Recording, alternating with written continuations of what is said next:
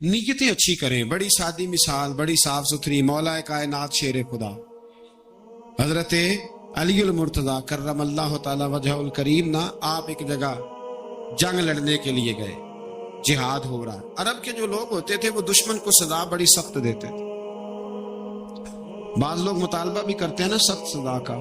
ہمارا سرائکی کا ایک شاعر ہے، وہ کہا کرتا ہے یہ تنگ ہے ساری زندگی تو تے دے سخت سزا تیری جان چھوٹے.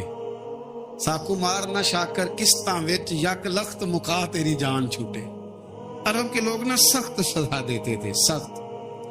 وہ اذیت دیتے، کبھی انگلی کاٹ دیتے، کبھی ہاتھ کاٹ دیتے. مختار سقفی نے جب امام علی مقام رضی اللہ تعالیٰ عنہ کے قاتلوں کو قتل کیا تو زیادہ تر کی گردنیں نہیں کاٹی، بلکہ اس نے ہاتھ پیر کاٹ کے لوگوں کو جنگلوں میں پھینک دیا تھا. تڑپ تڑپ کے لوگ مر گئے. اسلام اس اذیت کا قائل ہے. اہل عرب اذیت دیتے تھے، بلکہ دشمن جب نڈھال ہو کے گر جاتا تھا نا تو اس پر گھوڑے دوڑا دیتے تھے. گھوڑے دوڑ جاتے تھے اس پر، لاشیں مسک کر دیتے، ناک کان آنکھیں نکال ڈالتے، ٹکڑے کرتے تھے وجود کے، اذیت دیتے تھے. تو جب کوئی آدمی کسی کے نرگے میں آ جاتا تھا نا، قابو میں آتا تھا، تو اس کی خواہش ہوتی تھی کہ میں مارنے والے کو غصہ دلاؤں تاکہ مجھے جلدی مار دے، اذیت نہ دے، تکلیف نہ دے، مجھے جلدی مار ڈالے، جلدی قتل کر ڈالے. یہ ان کا مزاج ہوتا تھا، رویہ ہوتا تھا. حضرت مولا علی شیر خدا کرم اللہ تعالی وجہ الکریم دشمن پر غالب آ گئے. جب غالب ہوئے تو اس نے معاذ اللہ حضرت علی پر تھوک دیا. کافر تھا، اس کا ارادہ یہ تھا کہ میں حضرت علی کو غصہ دلاتا ہوں تاکہ یہ مجھے جلدی مار دے. لیکن اسے نہیں پتا تھا یہ علی ہے. اسے نہیں خبر تھی کہ یہ جو خمیر ہے نا، ان کی تربیت مدینے والے محبوب نے فرمائی ہے. یہاں جو چمک دمک ہے اس کا رنگ ساری دنیا سے نرالا ہے، انوکھا ہے، شاندار ہے، وزادار ہے، کمال ہے. کہا حضرت علی پر معاذ اللہ میں یہ کام کرتا ہوں تاکہ وہ جلدی قتل کر دیں گے. لیکن جب اس نے مولا علی کی طرف یہ نازیبا حرکت کی تو حضرت علی نہ تلوار چھوڑ کے پیچھے ہٹ گئے. توجہ کرنا، رزلٹ دیکھنا. مولا علی پیچھے ہٹ گئے اور فرمانے لگے جا تو آزاد ہے. وہ کہنے لگا میں آزاد ہوں کس طرح، کیسے؟ تو حضرت علی فرمانے لگے میرا تیرا ذاتی جھگڑا تو کوئی نہیں نا، نہ تو نے میری زمین پہ قبضہ کیا، نہ میرا مال لوٹا، نہ میری عزت پر ہاتھ ڈالا. میرا تیرا جھگڑا اللہ کی رضا کے لیے، خالص اس لیے کہ تو اللہ کی نافرمانی کر رہا، خالصتاً اس لیے تیرا اور میرا یہ جھگڑا ہے. باقی جہاں تک تعلق اس بات کا ہے کہ اب تو نے میری ذات شامل کر دی، اب تو نے مجھے تکلیف دے دی، اب تو نے مجھے اذیت میں مبتلا کر دیا. تو حضرت مولا علی شیر خدا فرمانے لگے اب ذات آ گئی ہے میری بیچ میں، اب میری ذات بیچ میں آ گئی ہے. اب اگر میں تجھے قتل کروں گا تو لگے گا میں نے اپنے ذاتی غصے میں قتل کیا. لہٰذا اب معاملہ یہ ہے کہ میں تجھے آزاد کرتا ہوں، اب تو چھٹی کر سکتا ہے، جا سکتا ہے، دوبارہ کبھی میرے ہاتھ آئے گی تو دیکھی جائے گی. مولا کائنات نے اسے چھوڑ دیا، لیکن وہ حضرت علی کا غلام بن گیا. وہ غلام بن گیا. کہنے لگا علی اب سمجھ آئی ہے کہ دین کتنا شاندار ہے، دین کتنا اعلیٰ ہے، دین کی قدریں کتنی پاکیزہ اور کتنی حسین ہیں اور کتنا منور ہے محبوب کریم کا دین. آپ مجھے کلمہ ہی پڑھا دیں. گویا جو بندہ تلوار سے فتح نہ ہو سکا وہ مولا علی کے خلوص سے فتح ہو گیا. حضرت علی کے خلوص سے، للہیت سے، اللہ کے ساتھ جو ان کا رشتہ تھا، اس رشتے کی برکت سے وہ آدمی فتح ہو گیا. میرے بھائی، ہمارے معاملات کے اندر للہیت ختم ہوتی جا رہی، خلوص نہیں رہا. کرامتیں ہیں، کہانیاں ہیں، داستانیں ہیں، الزامات ہیں، جھوٹ ہے، فریب ہے، فراڈ ہے، بڑا کچھ ہے. اگر نہیں ہے تو خلوص نہیں ہے. اگر نہیں ہے تو ہمارا اللہ اور اس کے رسول کے ساتھ رضا والا معاملہ نہیں ہے. کسی چیز کو اس کی حقیقت کی بجائے ہم تصورات کی دنیا میں جا کے، خیالات، توہمات اور افواہوں کی دنیا میں جا کے اس کو قبول کرتے ہیں. یاد رکھو، جن لوگوں کی زندگیاں اللہ کی رضا کے لیے تھیں وہ لوگ بڑے اچھے تھے. بڑے خوش بخت تھے، بڑے خوش نصیب تھے. انہیں بدر کے میدان میں گردنیں کٹانے میں بھی بڑا ہی مزہ آیا تھا. انہیں آپ دیکھیں نا، احد کے میدان میں جانے دینے میں بھی انہیں بڑا مزہ آیا. جب آدمی میں خلوص ہوتا ہے تو اس کے لیے جان قربان کرنا بھی آسان ہو جاتا ہے. لیکن جب خلوص نہیں ہوتا، پھر گفتگو ہوتی ہے، پھر باتیں ہوتی ہیں، پھر داستانیں ہوتی ہیں، پھر کہانیاں ہوتی ہیں، پھر لب و لہجہ ہوتا ہے، پھر منصوبہ سازی ہوتی ہے، پھر ہیلے بہانے، پھر سگرے کبرے جوڑ کے لوگ کہانیاں اور داستانیں بناتے ہیں. خلوص اور للہیت کے ساتھ اللہ کی بارگاہ میں جھکیں.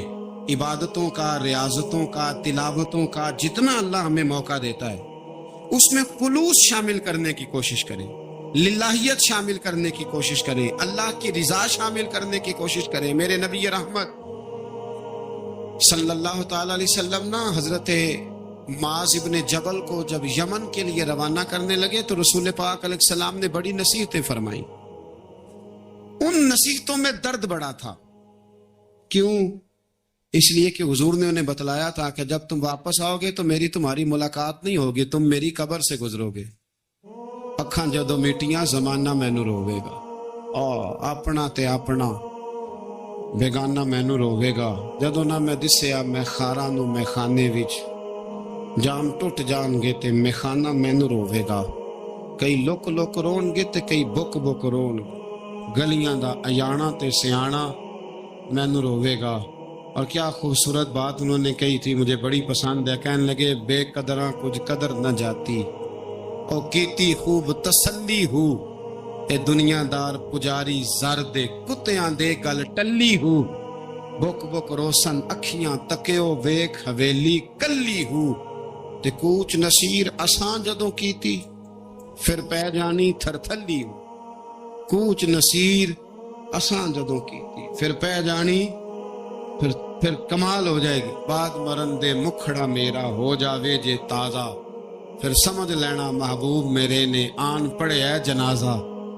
حضرت معاذ ابن جبل رضی اللہ تعالیٰ عنہ سے حضور نے فرمایا، معاذ جب تم واپس گزرو گے نا تو میری قبر کے پاس سے گزرو گے، ملاقات نہیں ہوگی. تو وہ جو نصیحتیں تھی نا اس موقع پر جب آپ گویا کسی سے آخری ملاقات کر رہے ہوتے، ان نصیحتوں کے اندر جو حسن ہوتا ہے، کمال ہوتا ہے، وہ تو جاتے جاتے کی بات لے سجنا اساں توڑ نہیں پائی، جان ہی دتی راہ تیرے. وہ جو جاتے جاتے کی گفتگو ہوتی ہے، وہ جو انداز ہوتا ہے، بڑا کمال ہوتا ہے.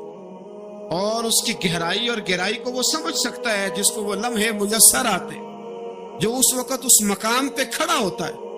حضرت معاذ ابن جبل رضی اللہ تعالیٰ عنہ تڑپ کے روئے کہ حضور کیا فرما رہے ہیں.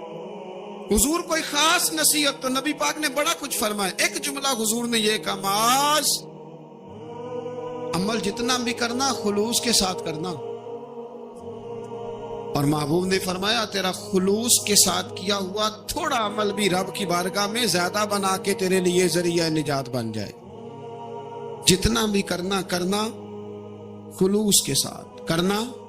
بولیے، خلوص کے ساتھ کرنا، للہیت کے ساتھ کرنا. اس کے اندر کوئی کمزوری نہ آنے پائے. للہیت کے ساتھ، خلوص کے ساتھ، رواداری کے ساتھ، پیار کے ساتھ کرنا. میرے بھائیوں، یہ سمجھنے کا مقام ہوتا ہے کہ جب ہم اللہ اور اس کے رسول صلی اللہ علیہ وسلم کی رضا کے لیے کوئی عمل کرتے ہیں تو اس کا بھی ہمارے دل کو پتہ ہوتا ہے.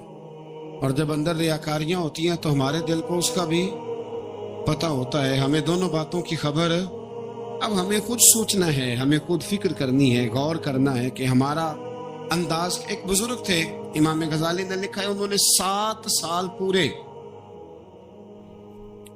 5 نمازیں جماعت کے ساتھ پڑھی اور پہلی صف میں تکبیر اولیٰ کے ساتھ پڑھی. 7 دن نہیں پوری پڑھی جاتی 5 نمازیں پہلی صف میں پہلی تکبیر کے ساتھ.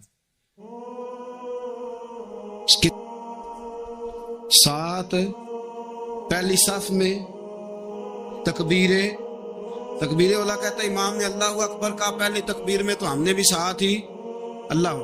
پہلی صف میں 7 سال تک 5 نمازیں تکبیر اولیٰ سے بہت بڑا کارنامہ ہے، بہت بڑی بات ہے. مطلب بندہ یہاں سے اٹھ کے آتے وضو کرتے کوئی معاملہ آ گیا، کوئی مطلب اس کو حاجت ہو گئی استنجا وضو کی، تو وہ ٹائم نکل جاتا ہے. کئی دفعہ ایسے ہوتا ہے 7 سال پورے نماز پڑھی، تو کہتے ہیں 7 سال کے بعد نا ایک دن 8واں سال لگا ہوا تھا، تو بزرگ فرماتے ہیں میں ذرا لیٹ ہو گیا، تکبیر اولا تو مل گئی پر پہلی صف نہ ملی، تیسری صف میں جگہ ملی. بزرگوں کے تقوی دیکھیے گا. فرماتے تیسری صف میں میں نے نماز پڑھی تو میرے دل کے اندر خیال آیا یار لوگ کیا سوچیں گے کہ اتنا اچھا اس کا ریکارڈ تھا، پہلی صف میں یہ نماز پڑھتا تھا تو آج تیسری صف میں لوگ کیا سوچیں گے. فرماتے ہیں جب یہ لفظ زبان پہ آیا تو میرا ضمیر بول پڑا، جب یہ سوچ دل میں آئی تو میرا اندر تڑپ اٹھا، چھم چھم میرے آنسو نکلنے لگے، میں رویا. اور فرماتے ہیں لوگ چلے گئے اور میں نفل پڑھتا روتا رہا. میں نے کہا اللہ مجھے یوں لگتا ہے وہ 7 سال تک پہلی صف میں جو نمازیں پڑھتا رہا وہ تو لوگوں کو دکھانے کے لیے پڑھتا رہا. فرماتے ہیں میں نے 7 سال کی نمازیں قضا پڑھی، قضا نمازیں پڑھی، اس لیے کہ مجھے سمجھ آئی کہ وہ نماز اللہ کی رضا کے لیے نہیں تھی، وہ تو بندوں کو ریکارڈ بنانے کے لیے. میں نے وہ 7 سال کی نمازیں قضا پڑھی. اور فرماتے اب دوبارہ سے جب میں جاتا ہوں تو پھر میں اپنے دل پہ غور کرتا ہوں کہ پہلی صف تکبیر اولا پر یہ بتا نیت کیا ہے، یہ بتا کہ تیرا ارادہ کیا ہے. شیخ سعدی فرمایا کرتے تھے تیرے وجود کا قبلہ تو سیدھا ہے، دل کے قبلے کی بھی بات بتاؤ. تیرے وجود کا قبلہ درست ہے پر دل کے قبلے کی بھی، ہاں خودی کا سر نہاں لا الہ الا اللہ، خودی کا تیگ فساں لا الہ، یہ دور اپنے ابراہیم کی تلاش میں ہے. صنم کدا ہے جہاں لا الہ الا اللہ، صنم کدا ہے جہاں لا الہ الا اللہ. اور اگرچہ بت ہیں جماعت کی آستینوں میں پر مجھے ہے حکم ازاں لا الہ الا. تو یہ جو ہمارا مزاج ہے لوگوں کو دکھانے کا، بتانے کا، سنانے کا. شیخ ابو العباس مرسی فرماتے کہ مجھے کئی دفعہ محبوب کریم علیہ السلام کا دیدار نصیب ہوا. میرا اور حضور کا معاملہ تھا، پھر میں نے لوگوں کو بتانا شروع کر دیا. فرماتے ہیں پھر انہوں نے آنا چھوڑ دیا، اس لیے کہ کچھ باتیں ایسی ہوتی ہیں جو بتانے کی نہیں ہوتی. لیکن کچھ بندوں کو بشارتیں ہوتی بڑی ہیں، وہ ان بیچاروں کو بد ہضمی ہو جاتی ہے. وہ بتائیں نا جب تک 20 لوگوں کو، تب تک ان کی وہ بد ہضمی ختم ہے. حالانکہ ہر چیز بتانے کی، دکھانے کی، سنانے کی، ہر چیز کی وضاحت دینے کی نہیں ہوتی. ہر چیز ایسی نہیں ہوتی. حضرت ابو ہریرہ جیسے لوگ فرمایا کرتے تھے علم کی 2 تھیلیاں، ایک کھولی ہے دوسری کھولوں تو مجھے قتل کر دو. ہر چیز کو بتانے سمجھانے کی ہوتی ہے. تو خلوص دیکھیں کتنا ہے اس میں، للہیت کتنی ہے، اللہ کی رضا کتنی. الحمدللہ تعالی اس مہینے سے جو جولائی کا ہے، میرے خیال ہے 4-5 جولائی سے حج کی فلائٹ شروع ہو جائیں گی انشاءاللہ تعالی. خوش نہیں ہوئے آپ سن کے؟ جو جا رہے ہیں رب ان کا قبول فرمائے، اور جو رہ گئے اللہ انہیں موقع عطا فرمائے. ای سعادت بزور بازو نیس تا نہ بخشندہ خدائے بخشن. یہ سعادتیں بازو کی قوت سے نہیں ملتی، تبھی ملتی ہیں جب اللہ عطا کرتا ہے، جب رب اپنے فضل سے عطا کرتا ہے پھر یہ سعادتیں ملتی ہیں. لوگ حج کے لیے جا رہے ہیں، اور آپ کو پتہ ہے حج بھی آج کل 7 حج ہوتا ہے، 7 سیلفی ہوتی ہے، آخر تک چلتا. ایک بزرگ تھے حضرت ابو مرتعش ان کا نام تھا. وہ فرماتے میرا 4-5واں حج تھا، نفلی حج کرنے کے لیے میں جا رہا تھا. تیاری میری مکمل ہو گئی تھی، 2-4 دنوں میں میری روانگی تھی. ارادہ میرا مضبوط تھا، معاملات سارے طے ہو گئے تھے، بس میں جانے کے قریب تھا. فرماتے ہیں کہ میں ایک دن گھر میں بیٹھا تھا، اماں جی نے نا کہا بیٹا ذرا پتر ذرا پانی کا پیالہ دینا. فرماتے میرے دل میں خیال آیا کہ ایک تو میں عالم ہوں، صوفی ہوں، درویش ہوں، مولوی ہوں، اور دوسرا یہ کہ میری کل پرسوں تیاری بھی ہے، تو پانی تو چھوٹا بھائی بھی دے سکتا ہے، یہ کام کو بچہ بھی کر لے گا. میں نے چھوٹے کو اشارہ کیا ذرا پانی دینا، وہ گیا اور مٹکے سے پانی بھر کے اماں کو دے دیا. کہتے ہیں جب اس نے اماں کو پانی دیا نا تو میرے اندر پھر مد و جزر شروع ہوا، پھر میری ضمیر کی آوازیں اٹھنے لگی، پھر اندر سے بلندی ہونے لگی، پھر آوازیں آئیں، اور پھر میں نے اعلان کیا. میں نے کہا خو یہ کیا ہوا؟ سینکڑوں اور ہزاروں میل حج کرنے کے لیے جانا میرے لیے آسان ہے اور یہ 2 قدم اماں کو پانی دینا میرے لیے مشکل ہے. یہ کیا بات ہوئی؟ حالانکہ حج کرنے سے بھی اللہ نے راضی ہونا تھا اور اماں کو پانی پلانے سے بھی اللہ نے راضی ہونا تھا. پر یہ میں کس جگہ کھڑا ہو گیا ہوں کہ سینکڑوں میل اور ہزاروں میل جا کے